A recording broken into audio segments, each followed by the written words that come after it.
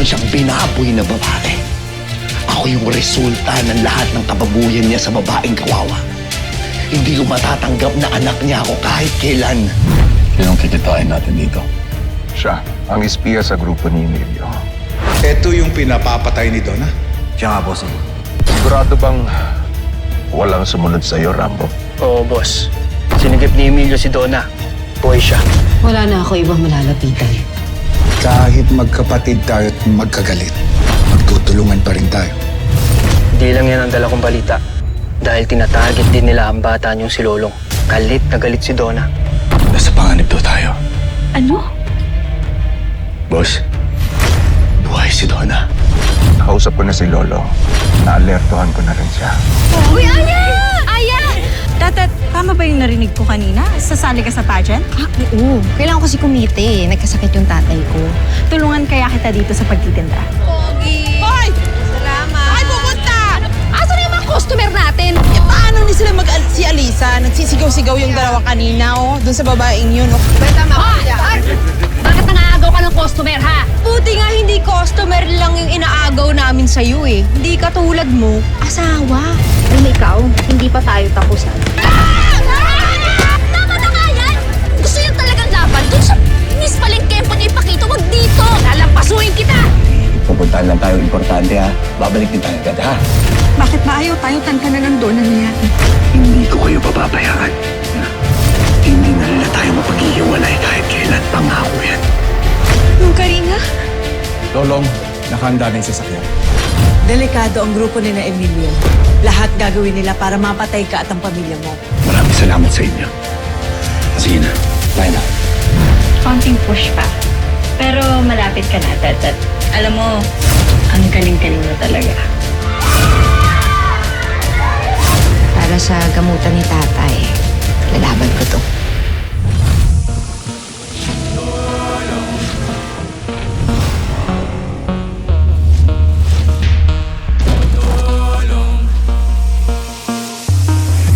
Talaga hito hanggat meron gustong umabuso. Alis to, mabilis to, di mo kaya harapin mo mismo. Subukan mo't malalaman, para ba lumaban ang tagapagtanggol ng bayan, yung maaasahan. Lolong, Lolong, pangil ng may wala, nakatakutan, tsaka di kanya uuluhan. Kahit na dehado siya pa rin sa Ladies and gentlemen, welcome to Miss Palengkempot 2025. Simula na ng rampahan. Ito na ang ating mga kandidata na maglalaban-laban sa pagandahan at patalinuhan. Uy, bilisan niyo dyan! Mag-uumpisa na! Ito na ako, upo na ako. Sige, sige, galingan mo. Lord, tulungan niyo po akong manalo, please. Alam kong pinapigyan na ako sumali dito, pero kailangan ko po yung pera, yung 20K, para po sa pagpapagamot ng tatay ko. Sige na po, Lord.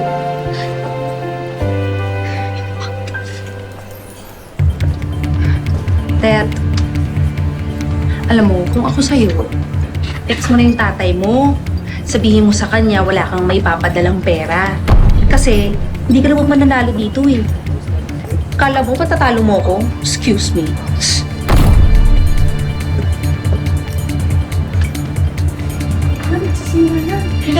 Wish talaga itong Esther na to.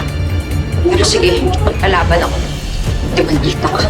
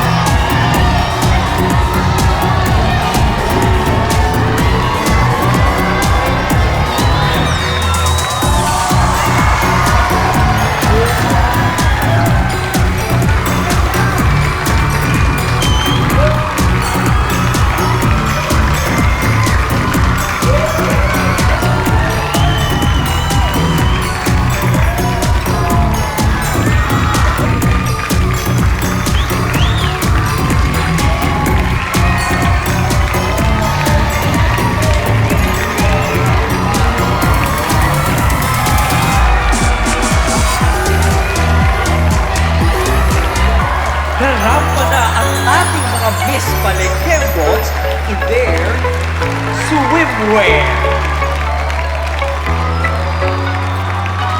100 mo na yan. 100 na yan.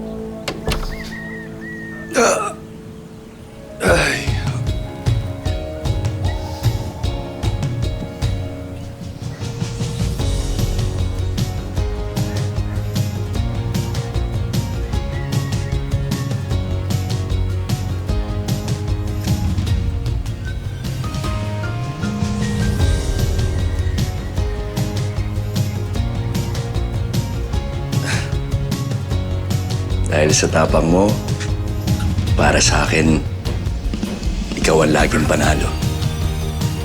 Laban. Love, Elsie.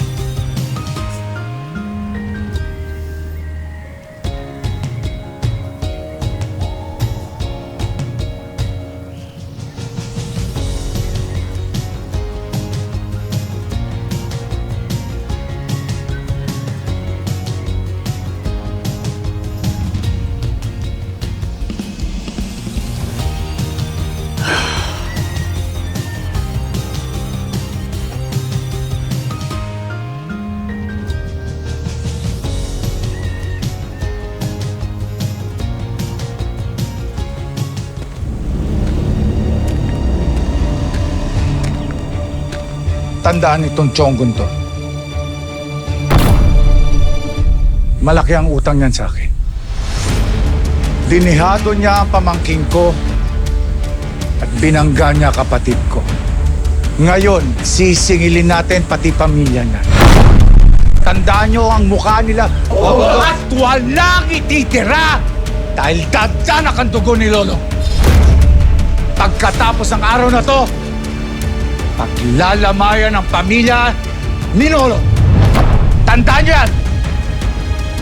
Tara!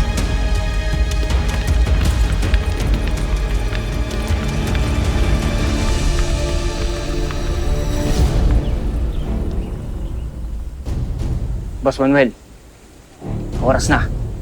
Papalis na sila. Sino kausap mo, Rambo?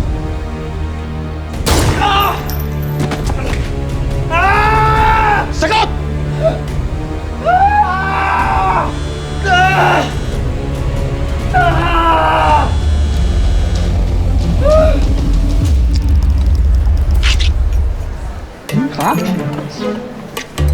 Bate! Ganda! Ganda-ganda mo naman! Rika, Mara! Mwah! Ang kaibigan kong reigning Miss Palingkembot lang naman. Ayan. Oh, bading. Ang ganda. Pakak ang nose line. Perfect. Well, anyway, dumaan lang ako to wish you luck. Di mo naman kailangan yon. Sa'yo na to eh. Ikaw na to eh. Hello, sino pa bang karapat dapat na pumalit sa'yo, di ba? Ako lang naman. Basta yun, napag-usapan natin, ha? Siyempre. Sige na. Ako na. Sige na. Balik na ako dun sa judge's table. Go! Ganda. Cute. Add to cart. Makain ka na tayo dyan, ha? Gutom na gutom? PG? Hindi ako magutom din mamaya. Bato? Ganda mo. Winner na tayo, no?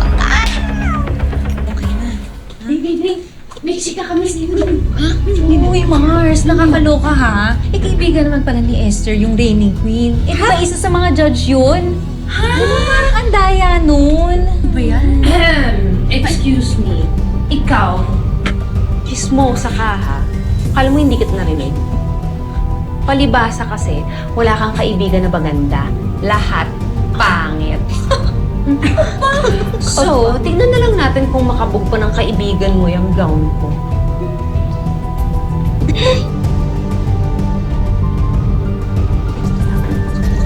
Yabang? Sarap. Kapag nito, no? Uy, totoo nga. Mas maganda talaga yung gown niya kaysa sa akin. Okay lang kasi to eh. Dami kasing kakilala ni Esther, kaya nakahanap ng mamahaling gown. Ano ba kayo? Huwag kayong makinig sa kanila. Nasa nagdadala yan ng damit. Ang totoong ganda ng damit lumalabas sa nagsusuot nito. Tsaka pag nasa stage ka, alalahanin mo yung tatay mo ha, na ginagawa mo to para sa pagpapagamot niya. Para lalo kang kuminang tetet. Yes! No, ma. Maganda ka naman. Kiri lang yan. Ganda-ganda mo eh. Teka, mag-ayos kaya tayo ng ano? Pwede bang mag-retouch dito? Okay, sige. Ano nang yung testa? Nakita ko madaming mga...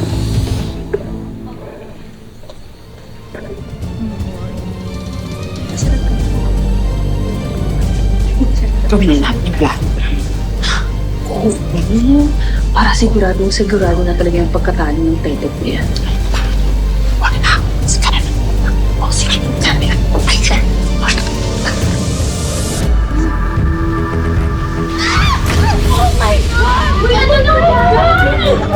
Ano naman, Berta? Huwag ka na mag-sorry na pag-sorry. Hindi mo naman kasalanan na napagtama na ng pasurahan niya ang damit ni Tetet.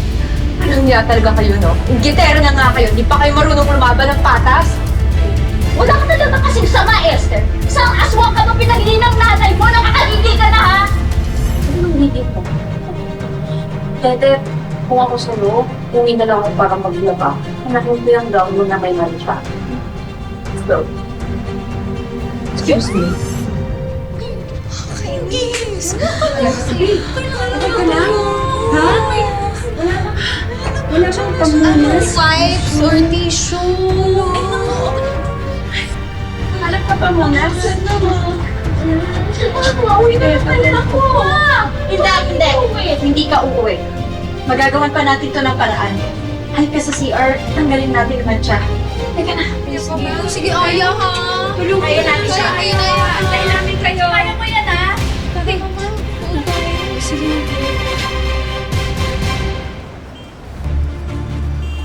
Nasaan kayo? Bakit hindi kayo sumunod sa mamdona nyo? Ha? O si Emilio, natiktikan tayo. Bata pala ni Manuel tong si Rambo. Umiiska po na raw sila Lolong. Iligpit nyo sila. Siguraduhin nyo masusundan nyo sila. Sundan nyo kahit sa impyerno. Tapos na, boss. Naligpit ko na.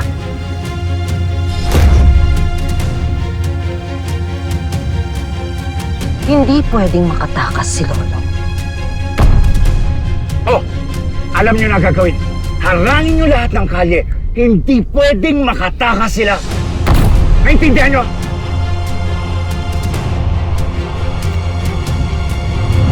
Pagbabayaran mo ang ginawa mo kay Ivan, Lolo.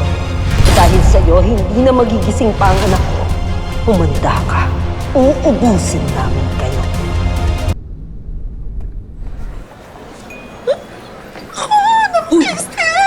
Bakit parang mas excited ka pa sa akin? Naku, friend, parang sure win ka na dito. Ikaw na mananalo nito. Excuse me, ako pa ba? Mukha ba akong talunan tong mukhang to? Hello, hindi bagay sa akin yung natalo, no? And besides, hindi naman na makakalabas yung si Tetet kasi may mancha na yung gown niya. Ang galing natin doon. Let's bring back our candidates in their evening gowns.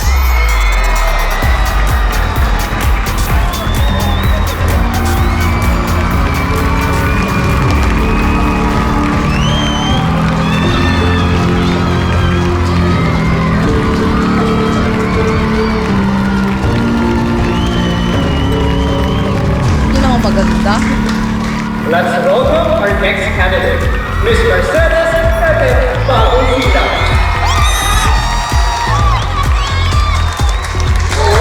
Ayos kaya ni Aya yung gown ni Tetet. Kasi di pa lumalabas. Miss Mercedes Tetet Bautista. Please, nangyari. Mayos na. Where are you, Miss Tetet?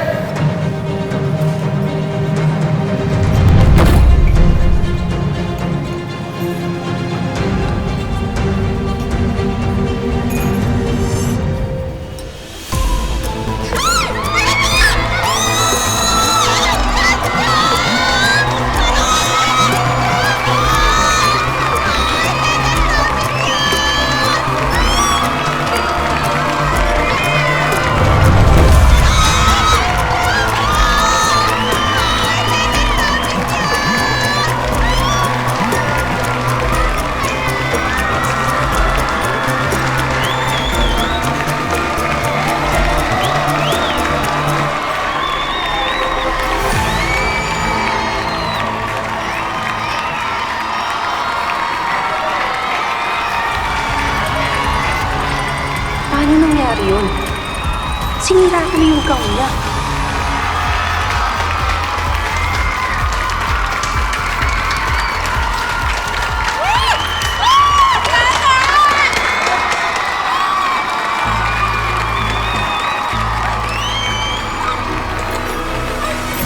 Ayos yung gown!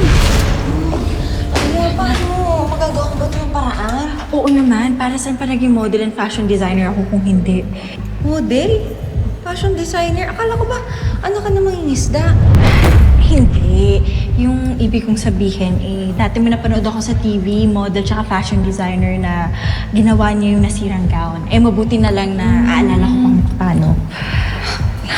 Lalo mo naman ang papanood. Sandali lang ha. May naisip ako, sandali lang. Ma'am, Ay, ano yun, sis? Pwede bang pahiram ng konti? Ibabalik ko lang agad. Hala. Sige na, emergency lang. Basta ulit mo agad ha, kasi Oo gagawin ko sa naman. nakchi ko. Uy, ang ganda mo. Thank you. Oh, ito na. Sige na, thank you. Okay, ikaw pa ba, sis? Ang kaya na. Tayo. Ganda mo, sis. Thank you. Oh, ito na yung gagawin natin. Oh, magupitan ko dito. Basta, trust me. Sigurado ko ba yan? Oo. Ito, tatanggalin natin to.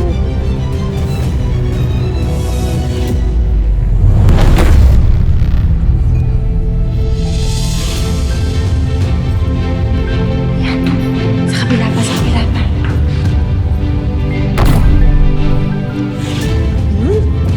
Ayan, para mas sexy. Tingnan nga, tingnan nga. Sandali lang. Parang may kulang pa. Wait lang, lagyan natin ng silk. Uy! Sigurado ka ba, Aya? Just trust me, magagawan ko ito ng paraan. Ito nga. Just trust me, okay? Ayan.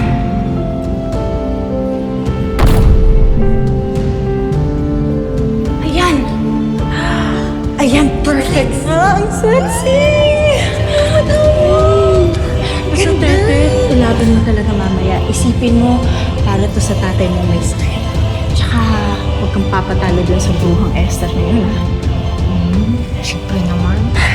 Ganda na ginawa mo. Sige na, baka tawagin ka na. Tika na, salamat tayo ha. Ako pa ba?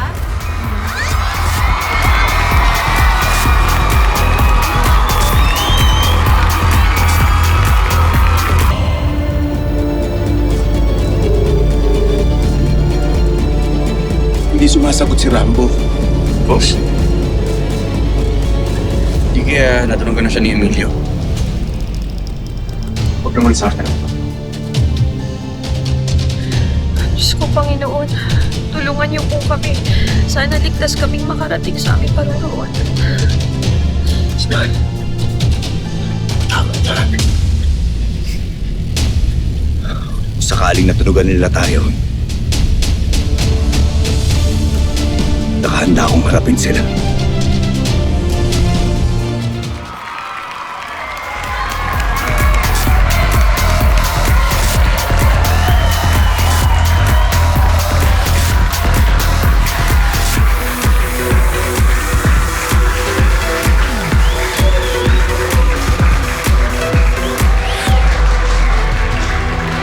Ngayon naman ay i-a-announce ko na kung sino ang pasok sa ating top 3. Ayun na!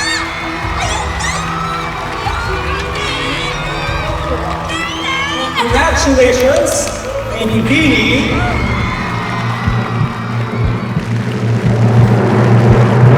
Esther Domingo!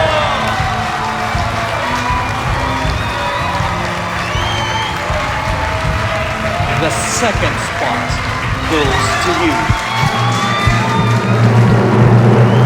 Miss Criselda Pangalanan! Congratulations!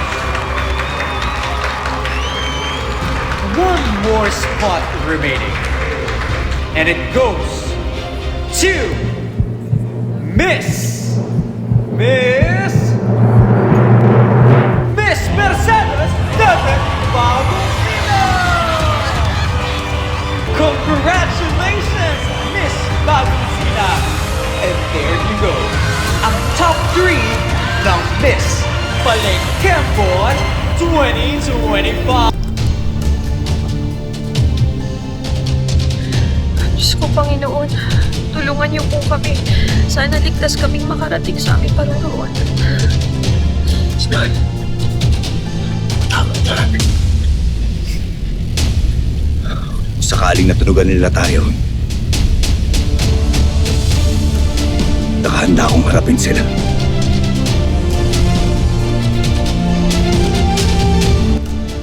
Poprotektahan ko ang pamilya ko dahil hindi ko hahayaan na magkahiwalay pa kami. Lalo pa na ngayon lang kami nagkatagpo.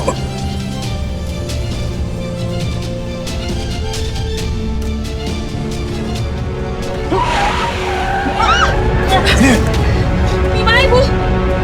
Ubusin niyo!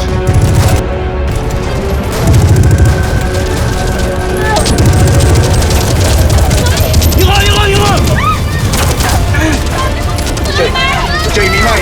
Uchoy! Mimay! Uchoy! Ito, ang galing. Sige! Paikutan niyo! Meron akong naisip na gagawin natin. Sana na ako. Sama na ako, maghugasin ako ng kamay. Itong gagawin natin na to, kahit sino sa kanila, wala nang makakatulong kay Tete. Ano sinasabi mo ilagay mo sa inamin? Ano ba? Lason ba yan? Heto na ang hinihintay ninyong lahat. The reigning queen of Miss Palengkembot. Your question, please. What are you willing to sacrifice in the name of love? Tatagalugin ko, tsaka babagalan ko para mas maintindihan mo, no? Hilig kasi sa lalaki. Dahil talaga sa pag-ibig yan eh. May naisip ako para makabuelo kayo. Susugod ako. Huwag kanina. Hindi pwede. Papatayin din nila tayo kapag hindi ko ginawa yon. Pamilya pang nag-aantay sa'yo. Ako wala na. Ang bawat buhay ng mga namatay na atubang ay nananalaytay sa dugo. Ipaghiganti mo kaming lahat.